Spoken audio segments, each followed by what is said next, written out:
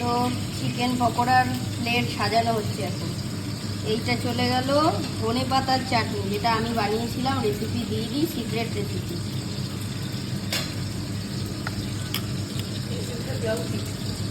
দেওয়া উচিত ছিল। আর এটা হচ্ছে পুদিনার চাটনি, সেটাও আমি বানিয়েছি, রেসিপি দেওয়া যাবে না। ব্যাস।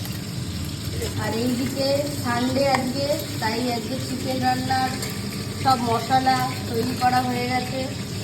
এটা কি মশলা? এটা রসুন বাটা। এটা হচ্ছে লঙ্কা, জিরা, আদা সব বাটা। এই হচ্ছে পেঁয়াজ কুচি। আর চিকেনটা আমি দেখতে পাচ্ছি। ও, এটা হচ্ছে এই যে চিকেন, এগুলো সব আজকে রান্না হবে।